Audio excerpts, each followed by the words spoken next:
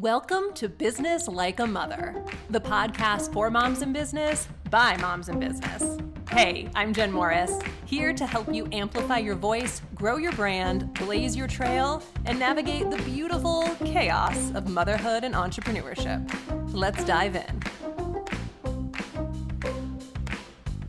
Welcome back to the Business Like a Mother podcast. I'm your host, Jen Morris, and today we get to have a conversation about risk from an attorney, which I think is going to be an interesting conversation because we're going to kind of explore risk, like taking risk like a mother. And we're going to look at this from kind of two sides of the conversation.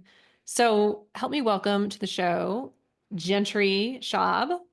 Hi, Gentry. Oh, hi. I like how you put that. Risk from the taking off business perspective and then how to avoid risk maybe in your business. I think that's great.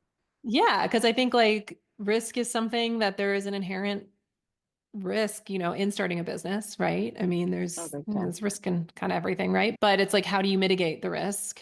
And then how do you lean into the risk? So right. let's start with the leaning in piece, because this is a big part of your journey. You went to law school. I think a lot of people go to law school because there's potentially some hope of stability, as a lawyer, Mm-hmm. financial Hmm. stability. So, you go to law school, you hope you do well enough, you get a job, maybe you do the associate thing, the partner track, whatever that looks like. So you did that. You did the corporate thing for a little while. And then what happened? Yeah, so I was definitely on the track of let's go get me a job and some regular pay. And the pay was attractive and it started to feel like, okay, check, check, check. This feels good. But why do I feel drained? Why do I feel unexcited and unenthused and burnt out? I did two different corporate jobs. I did a corporate law firm and then I did an in-house corporate job. And it started to become, I had the hamster wheel feeling. But again, the golden handcuffs was there. So I grew up in a family of entrepreneurs and I had a moment, okay, lots of moments where I was sitting there thinking, when can I do something more exciting with this? When, where, how? And I was always toying with something different ideas that didn't have anything really to do with the legal profession. And then I realized that I actually could probably do something with that. I mean, I had worked so hard, I had gotten my education, my experience. And so I tried to find a way to take off in a way that could use my education, my JD and my MBA. So I started practicing and taking on clients, and my business practice started to grow. I took on small businesses, growing businesses, and I took the leap. And it was in my baby having years. So, and I'm still in those years with a third coming in June. And part of me kept saying, just wait, get that maternity leave, just cruise for a while longer. But I couldn't stand it. I had to jump. Was your family supportive about that? My husband was. My parents are both, my dad's an entrepreneur, and he was basically like, keep the paycheck, keep the steady pay, slow down. Your kids are going to come first. How are you going to do both? He was more of waving the flags, but my husband was like, just do it and figure it out as you go. You can't build the plane in the air, just like you say. Yeah. And so, Yeah. yes, my husband was definitely a huge cheerleader.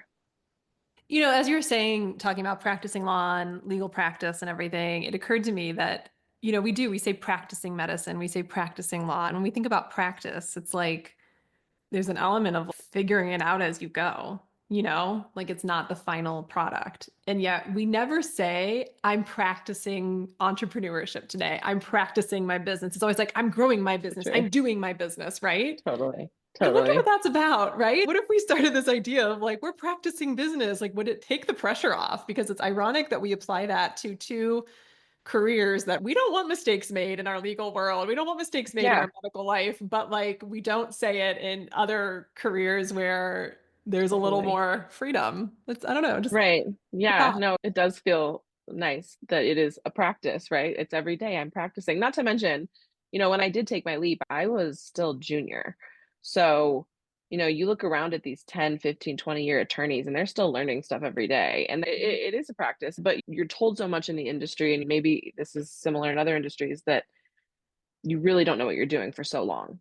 But it's like you said, it's a practice. Okay, so I don't but maybe he doesn't because he's never seen that legal issue before. And yeah, if you did treat every job like a practice, a medical practice, right, a legal practice, maybe it should be seen as we're all figuring out as we go. And some of us have licenses to know where to look and what to do, but yeah, it's practice until you start to feel like you might know what you're doing one day, and then the next day you don't. Yeah, exactly. Just when you start to feel like, oh, I got this, then you're like, yeah, Yeah, wait, no, I don't. No, I don't. yeah, yeah. So you leave corporate, you go out on your own with, did you have one kiddo at this point or two? Fun. Okay. And so then you have Mhm, another, and then you're pregnant now mhm, with your third. So you've yep. got a lot going on, Mhm, right? So how are you navigating? I'm not even gonna say balancing. I hate like all these words that are just mm. immediately set you up for failure. What does like a day-to-day look like for you as someone who is like a newer private practice, a newer business, and many demands as a mom who is really in the weeds with young kids and another on the way? I the crazy part is no one has ever asked me that before, and I don't even ask myself that. It Do feels it. flattering and I don't know, something it's an out of body experience almost hearing you ask me that. I think every day, the poles are different. When I have a good work day, I feel on top of the world. When I have a good kid day, I feel on top of the world. When one of them is suffering because the other one needs more attention, you feel it so much. But what I watched the Martha Stewart documentary recently, and she was so much about just keep going and keep doing something every single day, keep going, keep going, keep going. And that was I read the Nike book about entrepreneurship. I can't remember what it's called, but it was like just Do keep it. pushing, just do, yeah, right, just do it, just, Already. yeah, totally, totally. And so I don't know, I don't really, and my grandmother was that way. She was a doer, go go go go go all the time. I think it's a definitely a character, a great character trait of mine, but it can be a flaw as well. I wear myself out, but on those good days, it's so worth it. And I want my kids to see me working hard and providing for them. And when I don't have dinner on the table at 5 o'clock with all of the main food groups, and we sit down and we talk about it, and I say what I did that day, and we're having frozen pizza or whatever, I do feel like even at such young ages, they're learning what it looks like to work hard and to go, go, go. And it doesn't mean every day has to be that way, but I have so much pride when I look back on a day that I didn't let things slow me down. Hmm. Again, it can be exhausting, and I have definitely my fair share of low points, but I do want a family and I do want a job, a great job, and I want to build a career and a business, and I want both. So sometimes my social life is takes the biggest hit, I would say. Yeah. Well, it's interesting because I think there's so many conversations. I think I'm a little older than you. I know I'm a little older than you, but like this lean in generation, right? Of like lean in, lean in. But then it's like, wait, wait, wait, wait. How do we now also like lean out, right? And, you know, it's this idea that we have seasons that we're in, and Mhm, it's okay to have seasons where it is like things are in the flow. I'm happy. I'm fulfilled in my career. And that means there might be more nights with frozen pizza. And that's okay. It's a choice and it's okay. yep, And then there might be seasons where the kids do need you more. Everybody's sick, or like you're mhm, having your third mhm. baby. Yeah. Like it's probably a time where you need to pause for a beat. Definitely, definitely. Like, so Yeah. you don't break. Mhm, mhm, Um, and then I think we're always just looking to like, if I'm feeling it, I am going to push a little harder when I'm like in these moments because there are just as many days where I don't have any motivation to do anything. And mm, I'm going to like mhm, not push myself, and learning to mm, tune mhm, into those and tune out of those. But I love that you are like, I want both.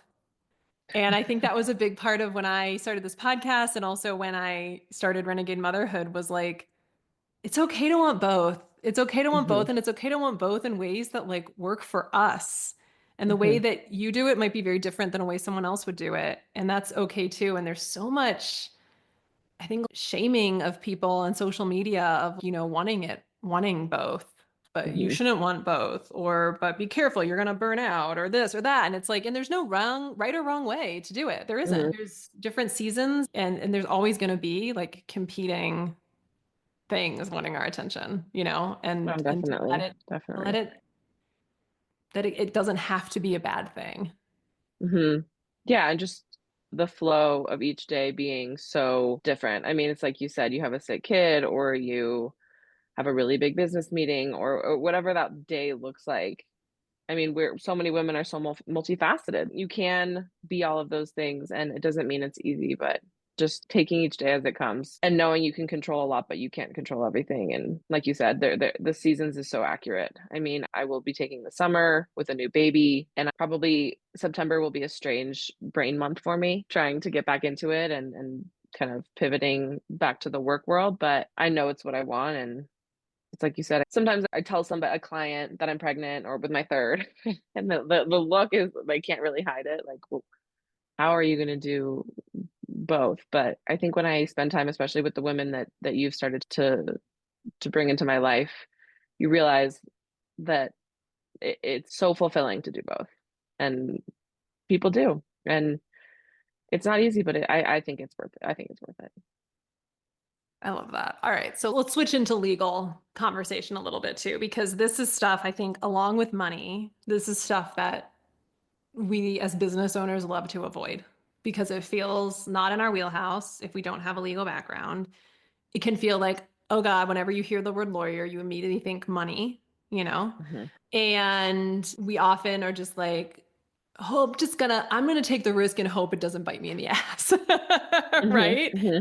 But I think more than ever now in today's digital world, in today's, like we can be doing business everywhere. That's a great opportunity, but it inherently opens us up to more risk as Hmm. business owners. So I would love to hear from you of what are three things with the disclaimer, this does not constitute legal advice. Please seek a lawyer. You can say it in your words too, but what are three things that you think business owners, whether you're a new business owner just starting or you're a seasoned business owners, what are three things that you see are often like overlooked from a legal planning perspective that you really wish more business owners would like get this piece in place or protect themselves with? Hmm. Yeah, I mean, it varies, right? Of course, whenever I have a new business client, I sit down and I want to hear their story and I want to hear what their motivations are. And then we get through sort of the exciting part. And then I have to pivot and say, all right, so what do we have in place here? What have we done to protect ourselves? How can we talk about the what ifs? How can we do some preventative law practice here? And that's what I really try to think of myself as, someone who's thinking about those situations that you don't want to think about, so that if and when they do happen, you're prepared. And the first would be just having an entity, right? And it seems basic, but I've had plenty of clients that have formed the LLC, but then they go and do contracts under their own individual name. And they're putting their name as the contractor, as the signer, etc. And so if you've already formed your entity, contract on behalf of that entity, use that entity and use it because it's a way to protect yourself as an individual. So that would be just the first, is if you don't want to get an attorney involved, you're not ready for those types of steps, form your LLC and use the LLC name. So I think that's the first one that's come up quite a bit recently. And then I would say the next tier to that would just to start to have some actual documents in place that you understand on some level. And it doesn't mean they need to be so, long and complicated and legal and drowning yourself in something, that a language you don't speak, but starting to realize I need to have an agreement that says who's in charge, who makes decisions, what happens in this scenario, what happens in that scenario, especially if there's multi players that you're building a business with. So there's resources out there where you don't have to necessarily, at this point, we're starting to get to the point where a lawyer would help, right? But you can still start to get these things in place without, even if you're just like taking notes and reminding yourself, okay, as soon as I just hire somebody, I need to do this. As soon as I take on a partner, I need to do this. Just remember, once you start doing more things and putting your business in more places, the liability starts to grow, right? So there's more people involved. You might have clients, you might have employees, you might have independent contractors. So just think about governing documents and do some basic research about which ones might apply. I think Um, I want to jump in for a second because I have experienced this and I've seen this partnerships. it's so easy to meet somebody who wants to collaborate, who wants to build something with you. And then it's like, oh, but we're friends. They would never screw me over. And you get nothing in writing. And it can become a total shit show. It's it's so And common. who owns the idea and who this and who that. And it can really ruin relationships. And I think sometimes as women, as moms, we're like, we believe the best in people, you know? Mhm, Or we just think like, oh, is this really going to go anywhere? We don't really have to have anything on paper because we don't even know. And then fast forward, like, oh, it did go somewhere. And then it mhm. becomes this power struggle. So I have to say that is one people need to be cautious about who they do business with, I think, and get things on paper, get agreements on paper, work with Yep. lawyers because it can not only protect your finances, your business, your liability, but also it can protect relationships too, Mhm. which are Yep, important. right, right. Well, and often it's family members, right? I mean, Mhm. I think it's so great when you're starting out, and then even if you are super successful, half the time that's why you might have an issue, right? Because there is a lot of money involved. So, whatever you're expecting out of a business, it's so crucial to just remember that things can always happen, right? And that's my third tier is have an exit plan of some kind. So have someone that you would want to take over, have a person in place, a contact that you know that can tell you how to or draft language for you, that an attorney that can draft language for you about what would happen upon an incapacitation or a death. If one of you wants to leave, if one of your partners wants to leave, if you're partnering with someone and then something happens to them and then maybe they have a right to the business, and there's so many disputes that happen and so many legal issues that happen with the unexpected.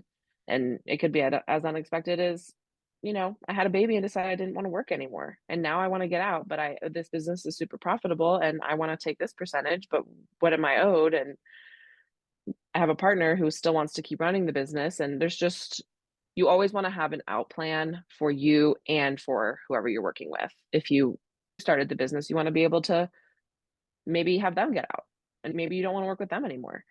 So, family, friends, stranger, new hire, whatever, just have a plan for what if things go south, and then you can enjoy when they don't, and not feel like you're worried all the time or have a crisis. Okay, so we can talk about this emerging trend of using AI to like create all your contracts and documents and everything. What are the risks associated with that? I think I mean, look, I've used those tools even because I'll see something totally new and I'll just need something to get my brain flowing. But if I was going to use one of those tools, I would take something and completely doctor it up. I mean, completely change it in so many ways that it's almost not the same thing. A copy and a paste from an AI tool, it doesn't know your business. It doesn't know what jurisdiction you're in. It doesn't know the licenses. It doesn't know what type of relationship you're talking about. It doesn't understand the interpersonal relationship between you and your partner, you and your family. I think they can get you somewhere, but they could also get you pretty lost or buried. Just like when you use a tool to create a will or a trust online. Hmm. It just isn't the same. But I do think something is better than nothing, is how I'll just put it. Is have something in place as opposed to nothing. But find a small business attorney that you like and trust. Yeah.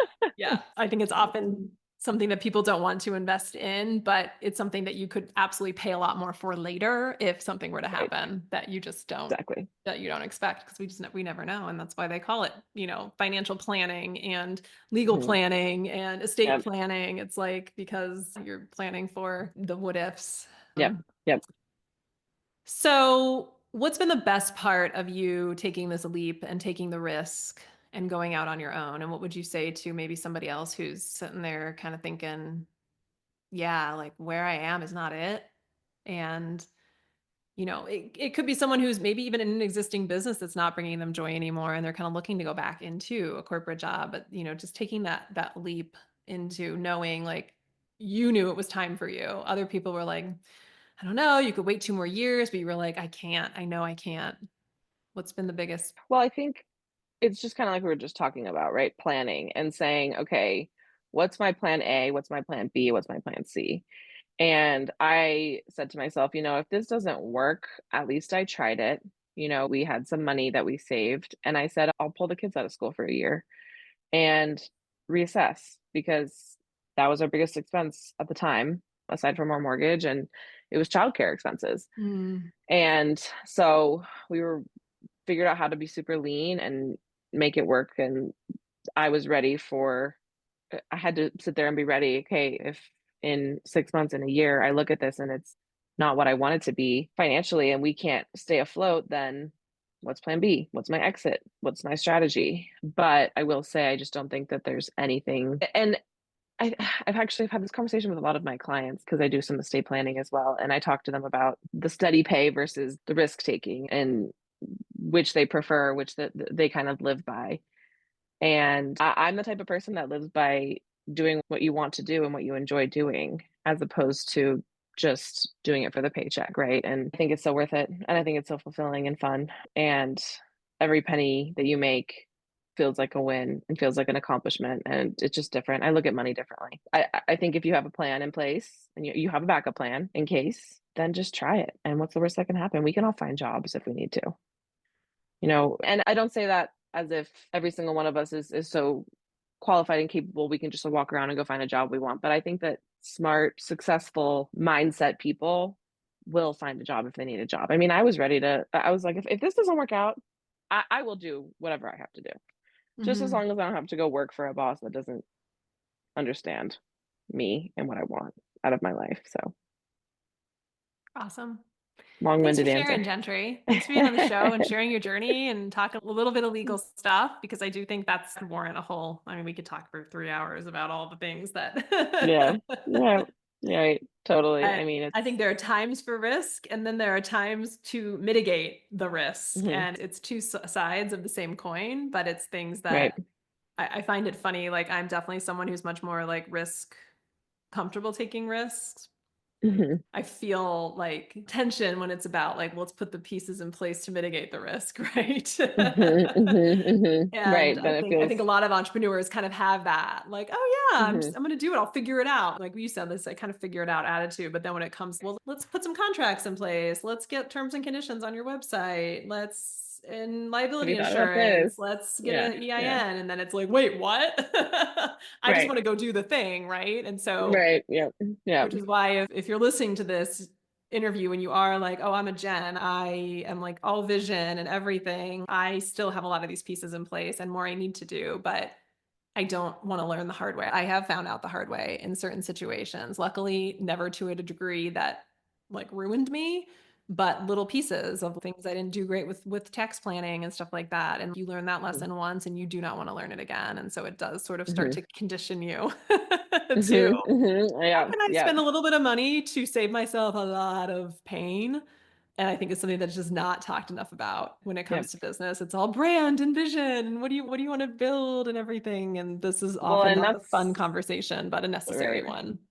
right, yeah, yeah, I mean, and I think when I sit down with clients that are building businesses and they start to express what they're doing and their goals and their I mean, just their passions. It's so fun and it's so exciting, and I think that's the joy piece, and then it's just like, let's just build something around you so that you have a cushion, right? Like, let's Yeah. just I know you don't wanna talk about the dissolution of the company, like, of course you don't, but maybe you will in 20 years, and then it's on paper and you can do it, right? Yeah. So, of course, it's Yeah. not like you said, it's not always the fun stuff, but it's crucial. Awesome. Thanks for being on the show, Gentry. Yeah, thanks for having me. We will drop website and all the ways to get in touch with you in the show notes. So be sure to go on over if you have questions about legal planning. Where do you practice? What states are you licensed in, Gentry? So, New York. Colorado, New York. Okay, awesome. Awesome.